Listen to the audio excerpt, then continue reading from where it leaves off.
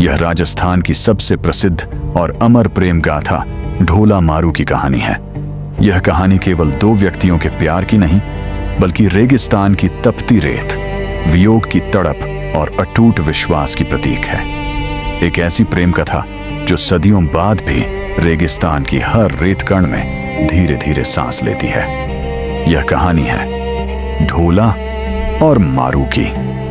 कहते हैं राजस्थान के नागौर और जैसलमेर के बीच फैले उस निर्जन मरुस्थल में, जहां दूर दूर तक कुछ नहीं दिखता सिवाय रेत के टीले और तपते आकाश के, वहीं कहीं बसे थे दो राज्य। एक ओर था नागौर का समृद्ध राज्य, जहां के राजा थे कीरत सिंह, न्यायप्रिय पर गर्वीले, और दूसरी ओर था पिंगल प्रदेश, जहां की राजकुमारी थी मारू। मारू जिसकी आंखों में रेगिस्तान की गहराई थी और मुस्कान में शाम की ठंडी हवा की नरमी। पर यह प्रेम कहानी उनके मिलने से पहले ही लिखी जा चुकी थी, क्योंकि ढोला और मारू का विवाह उनके बचपन में ही तय हो गया था। तब ढोला केवल एक मासूम बालक था और मारू खिलौनों से खेलने वाली बच्ची। राजनीतिक समझौते, राजाओं की प्रतिष्ठा और भविष्य की योजनाओं के बीच दो नन्हे दिलों की किस्मत बांध दी गई। समय बीतता गया, ढोला बड़ा हुआ, राजकुमार बना, शस्त्र विद्या सीखी, राज्य की जिम्मेदारियां संभालने लगा। लेकिन बचपन की वह प्रतिज्ञा धीरे धीरे उसके जीवन से ओझल हो गई। नागौर की रंगीन महफिलें, दरबारी साजिशें और महलों की चमक उसकी यादों पर धूल जमाने लगी। वहीं दूसरी ओर मारू बड़ी हुई, पर उसका हृदय उसी वचन पर अटका रहा। उसके लिए ढोला कोई स्मृति नहीं था, वह एक विश्वास था। हर रात रेगिस्तान की चुप्पी में वह आकाश की ओर देखती और सोचती, कहीं वही तारा ढोला भी तो नहीं देख रहा होगा। लेकिन समय निर्दयी होता है। नागौर में ढोला का विवाह किसी और राजकुमारी से कर दिया गया। महल में उत्सव हुआ, ढोल नगाड़े बजे, पर कहीं भी सच्चे प्रेम की धड़कन नहीं थी।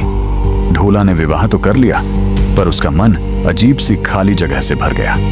उसे स्वयं नहीं पता था कि वह क्या खो चुका है। उधर पिंगल में जब यह समाचार पहुंचा तो मारू के भीतर कुछ टूट गया।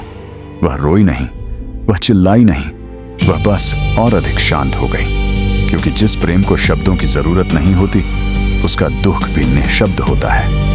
पर मारू ने हार नहीं मानी। उसने निर्णय लिया, यदि ढोला मुझे भूल गया है तो मैं उसे याद दिलाऊंगी। रेगिस्तान में कहते हैं ऊंट केवल सवारी नहीं होते, वे साथी होते हैं। मारू के पास भी था एक ऊंट, विश्वास और साहस से भरा। एक रात जब चांद रेत पर चांदी बिखेर रहा था, मारू ने पिंगल छोड़ा। न कोई सेना, न कोई दास, सिर्फ उसका साहस और उसका प्रेम। रेगिस्तान ने उसकी परीक्षा ली। दिन में सूरज ने जलाया, रात में ठंड ने कंप पाया, कांटों ने पैरों को छेदा और प्यास ने गला सुखा दिया। लेकिन मारू आगे बढ़ती रही, क्योंकि जिसे प्रेम ने चलना सिखा दिया हो, उसे थकान रोक नहीं सकती। कई दिनों बाद वह नागौर पहुंची।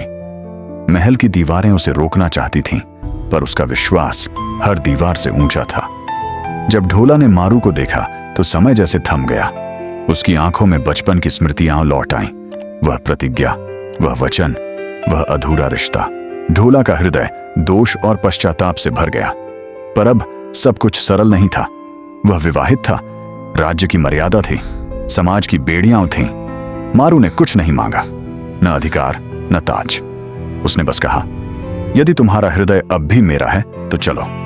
ढोला ने एक पल में निर्णय लिया, क्योंकि सच्चा प्रेम कभी देर से नहीं, बस सही समय पर जागता है। दोनों ने रेगिस्तान की ओर रुख किया। लेकिन यह कहानी इतनी आसान नहीं थी। ढोला की पत्नी इस निर्णय से आहत हुई। उसने क्रोध में ऊंटों के रास्ते में विष बिछवा दिया। रेगिस्तान शांत था, पर उसके भीतर मौत छुपी थी। मारू का ऊंट विष को पहचान गया। वह रुक गया, चिल्लाया, आगे बढ़ने से इनकार कर दिया। मारू समझ गई। उसने ढोला से कहा, यदि यह मेरा अंत है तो यही सही, पर तुम्हारा जीवन बच जाना चाहिए। उसने स्वयं विष पी लिया। ढोला की आंखों के सामने मारू गिर पड़ी। रेत पर उसका रक्त लाल फूल की तरह फैल गया। ढोला ने मारू को थामा। रेगिस्तान ने पहली बार किसी प्रेमी का विलाप सुना। कहते हैं उस रात हवा भी रोई थी। मारू ने आखिरी सांस में कहा, प्रेम कभी मरता नहीं, वह बस अमर हो जाता है। और फिर वह चली गई। ढोला जीवित तो रहा, पर भीतर से सदा के लिए मर गया।